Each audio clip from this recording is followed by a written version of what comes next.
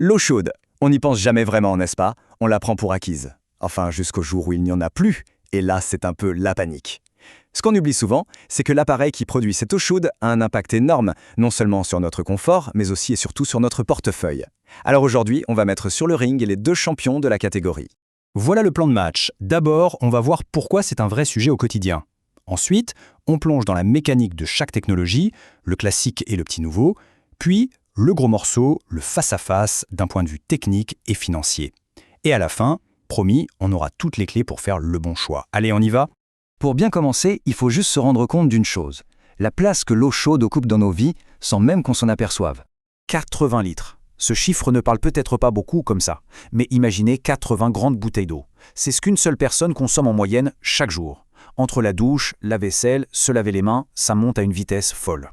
Et maintenant, si on passe à une famille de 4 personnes, faites le calcul, on approche les 400 litres par jour. Là, on comprend tout de suite que chauffer toute cette eau, ça pèse lourd, très lourd, sur la facture d'énergie de la maison. Alors, comment on fait pour chauffer tout ça?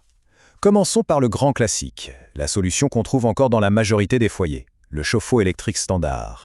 En gros, le principe est hyper simple. Pensez à une bouilloire. Mais une bouilloire géante, super bien isolée pour garder l'eau chaude. Une résistance électrique trempée dans l'eau, elle chauffe, et voilà, l'eau chaude est stockée, prête à l'emploi.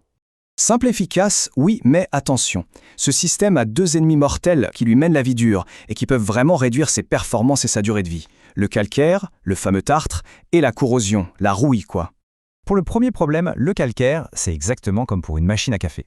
Si la résistance trempe dans l'eau, elle finit couverte de tartre et chauffe beaucoup moins bien. La solution technique, c'est la résistance théatite. L'idée est géniale. La résistance n'est plus en contact avec l'eau. Elle est protégée dans une sorte de tube. Elle chauffe donc l'eau à travers cette paroi sans jamais s'entartrer. Résultat, une efficacité qui dure. Le deuxième ennemi, c'est la corrosion qui attaque la cuve en métal. La solution de base, c'est une tige en magnésium qui se sacrifie pour protéger la cuve, mais elle s'use et il faut la changer. L'évolution, c'est l'anode hybride.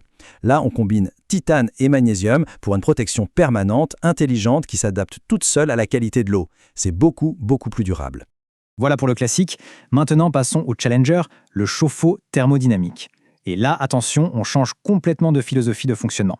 Son grand secret, c'est un mot un peu technique, l'aérothermie. Mais l'idée derrière est presque magique. En fait, cet appareil ne crée pas de chaleur à partir de l'électricité. Non, il la capte. Il va chercher les calories, c'est-à-dire la chaleur qui est présente naturellement dans l'air autour de nous, et il les transfère à l'eau. C'est une énergie gratuite et renouvelable, disponible partout tout le temps. Pour faire simple, c'est le principe du frigo, mais complètement inversé. Un frigo prend la chaleur à l'intérieur pour la rejeter dehors. Eh bien là, c'est l'inverse. Une petite pompe à chaleur capte la chaleur de l'air ambiant, même s'il ne fait que 10 ou 15 degrés. Elle la concentre pour faire monter sa température en flèche, et elle donne cette chaleur intense à l'eau. C'est un cycle ultra efficace pour multiplier l'énergie. Bon, maintenant qu'on a vu la théorie des deux côtés, passons au concret. Mettons-les côte à côte pour un vrai face-à-face technique, point par point. Si on devait résumer la différence fondamentale, ce serait la source d'énergie. L'électrique, c'est un consommateur direct. 1 kW d'électricité consommée pour 1 kW de chaleur produit. Le thermodynamique, lui, est un collecteur d'énergie. Il consomme un tout petit peu d'électricité juste pour faire tourner son système, et ce système va chercher la grande majorité de l'énergie gratuitement dans l'air. C'est ça la révolution. La technique, c'est une chose. Mais maintenant, parlons de ce qui intéresse souvent le plus. Parlons argent. Parce que c'est bien ça qui fait pencher la balance au final.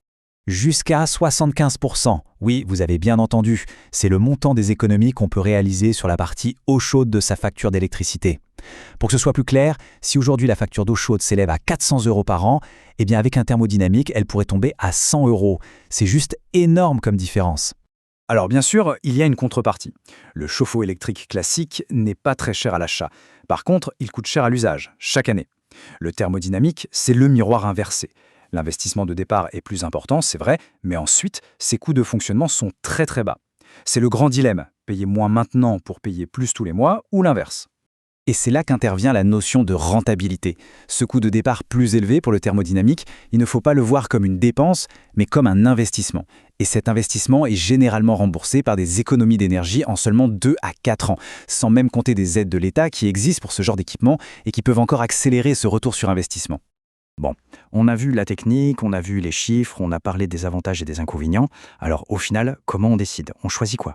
En fait, ça se résume à une question de priorité et de situation. L'électrique, c'est la bonne solution si le budget à l'achat est la contrainte numéro 1 ou si l'espace est vraiment très limité. Le thermodynamique, c'est le choix de la raison sur le long terme.